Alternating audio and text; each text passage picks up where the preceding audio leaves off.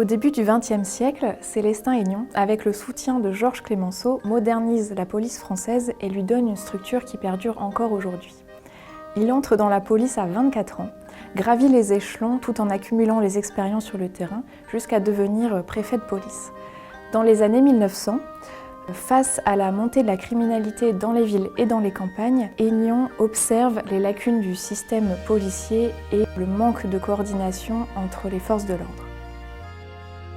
Fort de son expérience et de ses constats, Célestin Aignon veut changer les choses en 1906. Il élabore un discours réformateur pour une police défendant les valeurs républicaines et adaptée aux nouvelles formes de criminalité.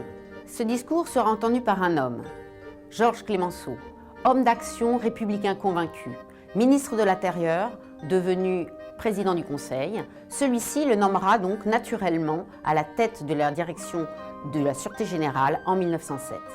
Cette nomination va permettre à Célestin Aignon de mettre en œuvre certaines de ses réformes qu'il veut voir appliquées au niveau national et il va pouvoir le faire ainsi au niveau de ses services. Pour moderniser son service, Célestin Aignon va donc créer les premières brigades mobiles, surnommées les Brigades du Tigre en hommage à Clemenceau. Ces policiers circulent dans toute la France en automobile afin de traquer des criminels qui sont devenus itinérants. Il dote aussi ses services du télégraphe et du téléphone pour permettre une communication rapide entre toutes les forces de l'ordre nationales et internationales. Et pour optimiser la diffusion des informations criminelles, un fichier central d'archives anthropométriques et photographiques est créé, ainsi qu'un bulletin hebdomadaire de police criminelle. Cette nouvelle criminalité, à laquelle doivent faire face les brigades mobiles de Célestin Aignon, est incarnée par une bande, la bande de Jules Bonnot. Entre 1911 et 1912, Jules Bonnot et ses hommes vont casser les codes de la criminalité. Ils vont réaliser des braquages grâce à l'utilisation de l'automobile et des armes pistolets automatiques dernier cri que sont les Browning 1900. Face à cette nouvelle criminalité, la police est désarmée. Non seulement au niveau local, elle n'utilise pratiquement que des vélos à pied ou des chevaux pour se déplacer, mais en plus, elle n'est armée que de baïonnettes ou de matraques, à part certains inspecteurs qui ont leurs propres armes.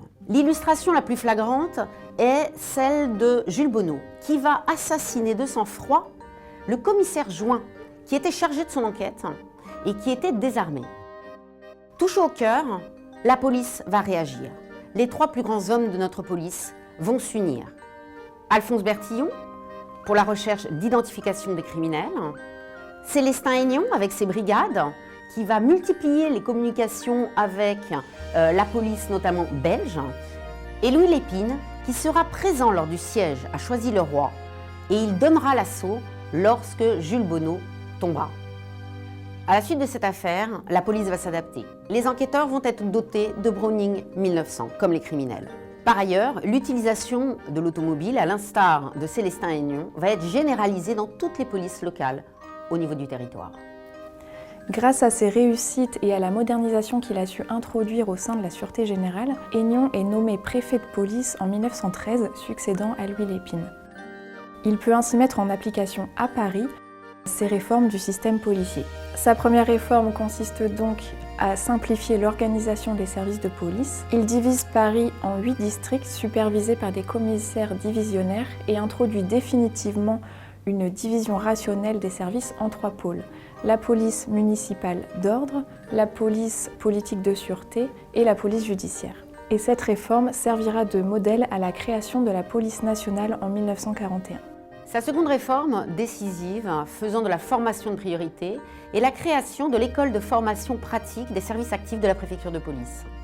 C'est en cela qu'on peut dire que Célestin Aignon est véritablement le fondateur de notre police républicaine moderne. Grâce à Célestin Aignon, on peut dire que notre police sait s'adapter aux besoins de notre République pour répondre aux nouvelles formes de criminalité auxquelles elle doit faire face.